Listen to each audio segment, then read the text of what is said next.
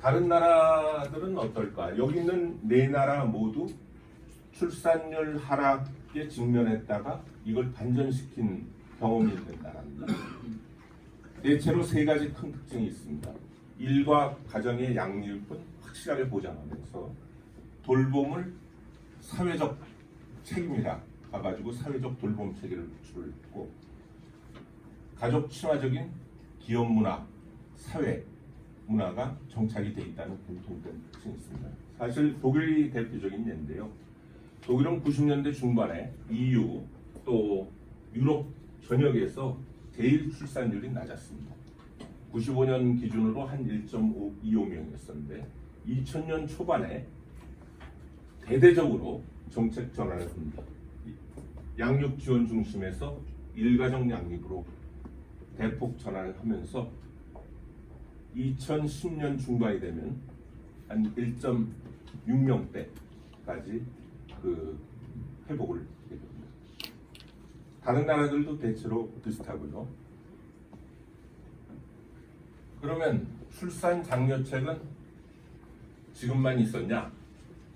동서고금을 막론하고 있었던 것 같습니다. 조선시대에서도 출산 장려는 국가의 중요한 정책이었습니다. 그래가지고 경국대전을 보게 되면 4대부 집안의 딸이 30이 돼도 가난에 시집을 못 가는 사람이 있으면 예조에서 왕께 아뢰어 혼수와 돈을 지원하는 사례가 있습니다. 캐럿을 줬어요. 그런가 하면 스틱도 있었습니다. 집안이 궁핍하지 않은데도 나이가 30이 넘도록 시집가지 않는 자를 둔 가장은 엄중하게 문책했습니다. 어떻게 문책했냐면 곤장을 50대를 때립니다. 근데 집행은 안 했어요. 곤장 50대를 맞으면 다 죽어요. 네. 그런가 하면 로마 시대 때 초대 황제였던 아우구스투스 황제 때는 결혼과 출산을 하지 않으면 각종 불이익을 줬습니다.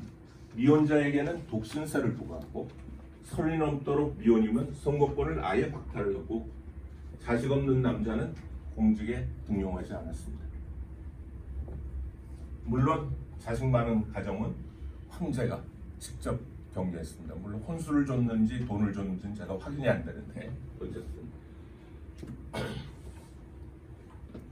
그래서 저희는 그간 대책이 왜 실패를 했고, 그리고 다른 나라에서 얻을 수 있는 교훈은 뭔지, 그리고 실제 정책 수요자인 국민들은 어떻게 생각하는지, 이런 부분들을 좀 조사를 해서 이번 대책을 마련을 했고요.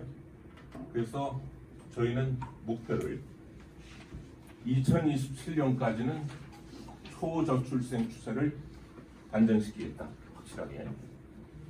그리고 2030년까지는 학계 출산율을 최소한 1명까지는 가겠다.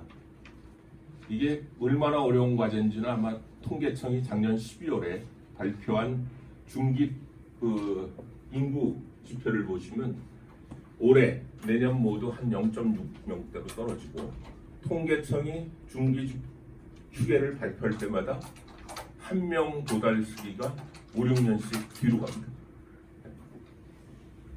그래서 이걸 하기 위해서 정책적 대응과 사회인식 변화라는 양대 축을 중심으로 총력 대응을 해야 되겠다, 이런 생각을 했습니다. 그래서 먼저 결혼하고 아이를 낳고 기르는 금전적 부담과 기회비용을 최대한 줄여주자. 그렇게 하기 위해서는 저출생의 직접적인 제약 요인으로 작용하고 있는 일가정 양립, 양육 부담 완화, 주거 안정 쪽에 선택과 집중을 하자. 그러면서 기노업을 갖고 좋은 일자리를 창출하고 수도권 집중을 억제하는 이런 구조적 문제에도 대응을 하자. 근데 여러분, 아이를 낳고 기르는 부담을 줄여준다고 애를 낳을까요? 이미 유럽 국가들은 이건 다 끝났어요. 그런데 최근 들어 보게 되면 유럽 국가들조차도 출산율이 떨어지고 있습니다. 왜? 결혼하고 출산은 지극히 개인적인 라이프 스타일 디시전입니다. 어떻게 사느냐에 대한 결정이기 때문에 결국은 가치 문제가 개입될 수밖에 없습니다. 다시 말해가지고 이런 조건이 갖춰진다 하더라도 Why do I have a baby? 내가 왜 애를 가져야 되지? 이 물음에 아이가 행복이라는 답을 줄 수 있는 사회가 되어야 되지 않나 그런 생각합니다. 근데 우리는 사실 급속하게 경제사회 발전 과정을 거치면서 알게 모르게 우리 사회가 지나치게 개인주의적, 물질주의적, 그 다음에 경쟁주의적이 됐습니다. 퓨어 리서치라는 미국의 여론조사 기관에서 세계 각국 대도시에 사는 젊은이들의 행복의 가치에 대해서 조사를 해봤더니 우리나라 젊은이는 압도적으로 넘버원이 물질적 만족이 있습니다. 다른 나라는 건강, 가족 이런 가치가 있었는데 그러면서 이런 걸 보더라도 그동안 생명의 가치, 가족의 소중함, 공동체의 지속 가능성에 대한 중요성 이런 것들이 많이 훼손돼 있지 않았었나. 그런 것이 아이를 낳고 기르는 부담과 기회비용이 큰 것과 맞물리면서 오늘날 젊은이들의 결혼과 출산에 대한 주저하고 기피하는 경향을 만들게 된 게 아닌가. 그래서 이 부분은 제가 취임하자마자 제일 먼저 뵌 분들이 종교계 어른들이십니다. 그 조계종 총무원장님, 카톨릭의 대부교님, 그 다음에 기독교 총연합회장님 이런 분들 쭉 뵀었는데 그분들이 공통적으로 지적하시는 부분이 바로 이 대목이었고 제가 전문가들하고도 이렇게 얘기를 해보고 그 다음에 많은 젊은이들하고도 얘기를 해봐도 그분들도 똑같이 얘기를 합니다. 그 미혼 남녀들을 자주 만나는데 그런 얘기를 하더라고요. 저희들도 애를 보면 애가 귀엽답니다. 그리고 애를 낳고 싶어요. 근데 주변의 얘기를 들어보면 굉장히 부담이 크다 이런 얘기를 합니다. 근데 거기에 덧붙여가지고 방송조차도 나는 솔로, 나는 혼자 산다. 그리고 반려견하고 사는 거. 또 금쪽 같은 내 새끼를 보게 되면 진짜 문제아들만 나오니까 제발 좀 그런 것 좀 안 해달라고 얘기를 해요. 그래서 방송사 사장님들하고 만나가지고 얘기를 했더니 본인들도 공감을 하시더라고요. 그래서 아마 여러분 KBS 보시면 지난 7월부터 대대적으로 그 가족을 강조하는 영화, 드라마, 프로그램들이 많이 이렇게 나올 거고요. 아마 SBS라든가 여타 방송들도 거기 하지 않을까. 제가 사장님들한테 아니 뉴스나 기획 프로, 토론 프로에서는 저출산이 문제라고 그러면서 조금만 지나면 나는 솔로하고 앉아있으면 되겠습니까? 그랬더니 조금씩 바뀌시는 것 같은데 저만 그렇게 느낀 게 아니라 젊은 사람들이 제가 전국을 이렇게 돌고 있습니다. 그 국민들 소리를 듣고 있는데 그분들도 비슷하게 얘기를 하세요. 그래서 이런 노력을 기울이고 있다. 그래서 제가 대책 파트는 간략하게 말씀드리겠습니다. 저희 전략은 기본적으로 일단은 결혼을 인센티브를 좀 많이 줘야 되겠다. 그러면서 동시에 아이를 낳고자 하는 사람은 다 지원하자. 그리고 아이를 갖고 있는 사람한테 혜택도 확실하게 주자. 이것은 이 계층만 도움이 되는 게 아닙니다. 왜냐하면 아까도 보셨듯이 미혼 남녀의 중고의 틀은 이미 아이를 낳고자 하거나 그런 가정들입니다. 그걸 통해 가지고 자기들이 경제적 부담이 어떻게 되고 그 다음에 그 기회비용이 어떻게 되는가를 이제 생각을 하겠죠. 커리어랑 가정하고의 기회비용. 그래서 아까 제가 얼핏 말씀을 했습니다만 최근 들어가지고 중산층 이상에서 출산율이 대폭 떨어지고 있습니다. 그래서 저희는 애를 낳고자 결혼하고자 하시는 분은 원칙적으로 다 소득 자산 기준 다 폐지하려고 하고 있고요. 재정적 여건 때문에 못하는 경우는 한시적으로라도 폐지해서 대폭 지원하는 쪽. 그래서 아마 그 결혼 관련돼 가지고 여러 가지 그 페널티 비슷한 것들이 있었는데 그런 부분들이 상당 부분 폐지되면서 최근 들어가지고 이제 뭐 사회 분위기가 좀 달라지고 이런 것들이 최근 석 달간 아마 결혼 수가 늘어나는데 조금 긍정적인 영향을 주지 않았나. 물론 이 노력은 작년부터 계속 시행이 됐던 노력이었습니다. 일가족 양립은 이번 대책의 제일 핵심이고요. 그래서 저희는 크게 필요할 때 유연하게 소득 걱정 없이 누구나 눈치 보지 않고 그렇지만 중소기업은 확실하게 지원하자. 이 네 가지 원칙을 갖고 합니다. 그래서 연 1회 2주 단위로 쓸 수 있는 단기 육아 휴직 같은 걸 나옵니다. 애가 초등학교 1학년 들어가게 되면 아마 3월 한 달 동안 학교에 부르는 횟수가 굉장히 많답니다. 휴가 가지고는 도저히 커버가 안 되고요. 애가 한 일주일 입원할 상황이 생긴다든가 이런 경우에 이제 단기 육아휴직 같은 걸 쓸 수 있고요.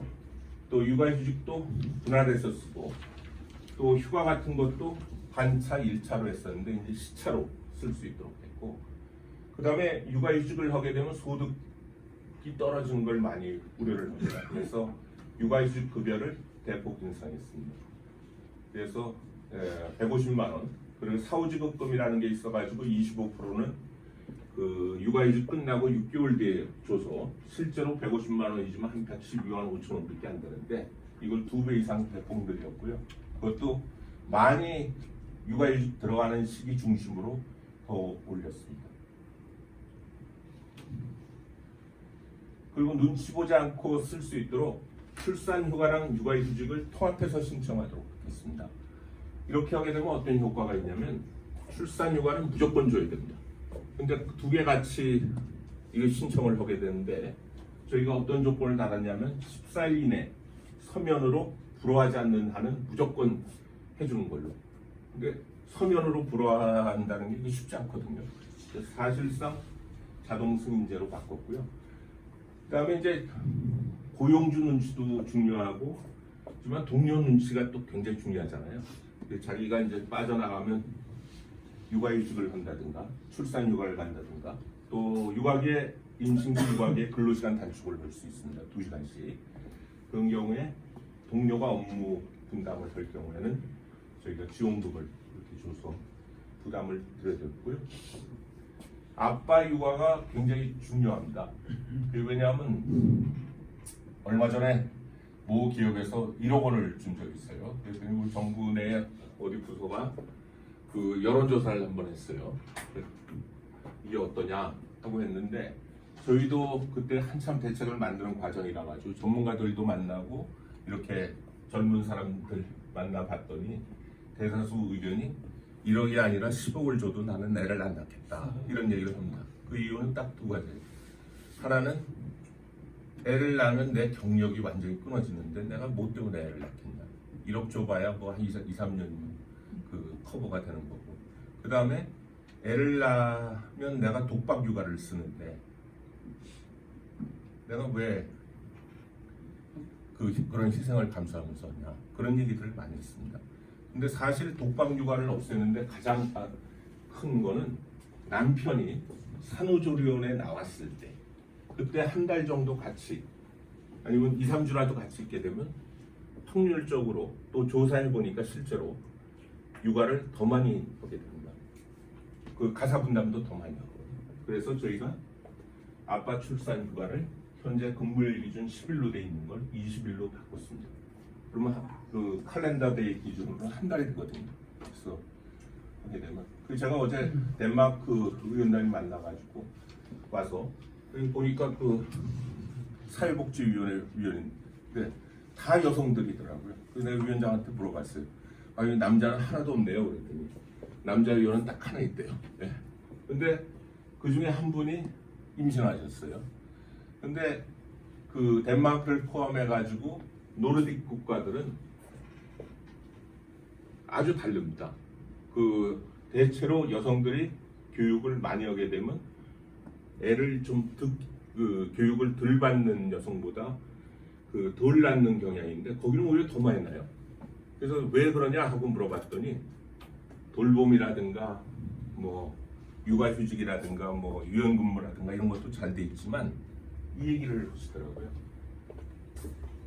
남편도 거의 강제적으로 육아휴직을 하도록 돼 있어가지고 그 기간을 통해 가지고 남자가 애를 기르는 거에 그 어려움 같은 걸 같이 분담하다 보니까 가사 분담도 되면서 그런 부분들이 그 교육을 많이 받은 여성들이 애를 많이 낳게 하는 원인 중에 하나라고 얘기를 하시는 걸 제가 들었습니다. 그래서 우리도 그런 걸 좀 보고요. 그럼 이렇게 되면 가장 문제가 이제 저희가 눈치랑 그 다음에 중소기업 부담이 이제 가장 우려가 됐었는데, 그래서 이번에 처음으로 육아휴직 했을 때 대체 인력을 고용하거나 파견받았을 때 대체 인력 지원금을 저희가 만들었습니다. 120만 원을 드리는데요. 이게 사실 중소기업 평균 임금이 286만 원입니다.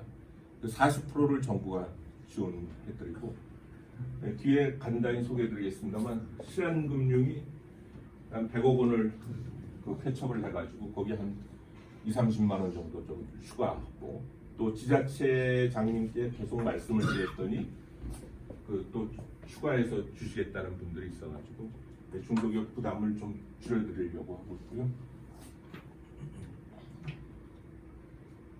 그런데 가장 효과적인 거는 출산휴가, 육아휴직도 있지만 사실은 저는 재택근무라고 봅니다. 왜냐하면 우리나라 출퇴근 소요 시간이 OECD에서 최고 수준인데요. 특히 수도권은 평균이 120분입니다. 근데 여러분, 우리나라는 외국과 달리 9 to 5가 아니라 9 to 6잖아요.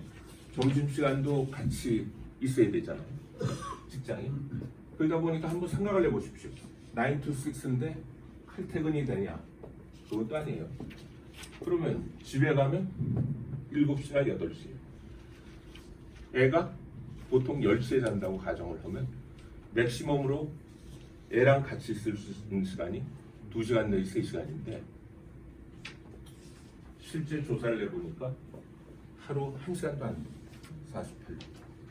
그래서 우리나라 같은 여건에서 임신기, 육아기 여성들한테 일육아를 병행하게 하면서 효율적으로 시간 관리를 해주는 건 저는 재택근무 같은 유연근무가 필요하지 않나 이런 생각을 합니다. 아까 미국 같은 사례에서 보게 되면 미국이 연방 차원에서 육아휴직이라든가 이런 제도가 없습니다.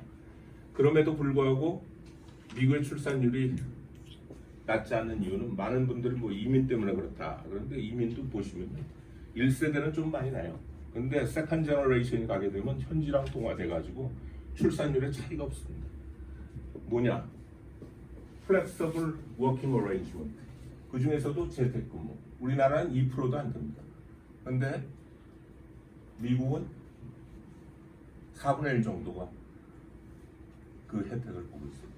우리도 금요일 같은 경우에 그 임신기, 육아기 여성이 한해가지고 재택근무를 할 수 있는 기회를 좀 줄 수 있으면, 그러면 아마 상당 시간을 출퇴근 시간 감안할 때, 또 칼퇴근 안 되는 거 감안할 때 아이들하고 같이 있을 수 있는 패밀리 타임을 가질 수 있지 않을까 이런 생각을 하고, 저희도 이런 부분에 대해서 좀 많이 하려고 노력을 하고 있고요.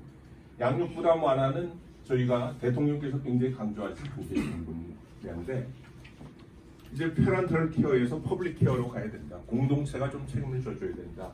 근데 다행스럽게 지난 한 20년 동안 그 양육 분야는 좀 투자를 이럭저럭 했습니다. 물론 퀄러티가 있다든가 뭐 아직도 좀 불만들이 많으신데, 그래서 저희는 이번에 이걸 완결시키는 데 역점을 둬서 0세에서 11세까지는 교육 돌봄을 국가가 책임지고 지원한다. 그리고 누구든지 대기업시 만족할 수 있는 돌봄 서비스를 최대한 보장하겠다 하는 원칙을 갖고 있습니다. 그래서 마침 유고 통합이 30년 만에 돼서 그 애가 태어나면 유치원 어린이집까지는 아침 8시에서 저녁 8시까지 원하시는 시간만큼 애를 보내실 수 있도록 하고, 또 초등학교 가면 애프터 스쿨 해가지고 늘봄학교라고 하는데 이걸 여기는 7시 반에서 저녁 7시 반이고요. 여기는 초등학교는 8시에서 저녁 8시까지 12시간 원하시면 다 그 허라는 게 아니라 필요한 리드에 따라 가지고 그리고 이제 퀄리티가 문제라 가지고 퀄리티의 핵심은 교사들의 영유아 비율을 좀 바꿔주는 건데 영세반 같은 경우는 지금 3명당 1명입니다. 선생님. 근데 그 불이 난다. 그러면 애를 양쪽으로 데리고 갈 수밖에 없잖아요. 그래서 2명으로 줄이고 3 내지 5세반도 12명인데 8명 대 1명으로 하려고 하고 있고 지금 3세에서 5세가 무상이 안 되는데 저희가 내년에 5세 그 다음에 26, 27년에 3, 4세까지 확대를 해서 0세에서 11세까지는 태어나자마자 원하시면 어린이집 유치원 보내고 그 다음에 초등학교 늘봄학교 가실 수 있도록 하고 그 늘봄학교의 프로그램도 그 보육 때문에 어쩔 수 없이 보내시는 분이 있습니다. 초등학교 1학년이 몇 시에 끝나는지 아십니까? 1시에 끝납니다. 그 퇴근을 몇 시에 옵니까? 12시에. 네.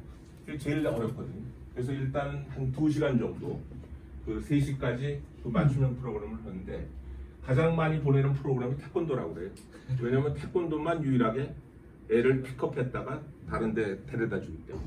그래서 예체능 하고 또 요즘은 영어를 많이 하는데 우리나라 법으로 저도 보니까 3학년 돼야 초등학교 3학년 돼야 영어를 가르칠 수 있는데 실제로는 많이 영어를 하지 않습니까? 그래서 놀이형 영어를 내년부터 이렇게 가르치도록 하고 있습니다.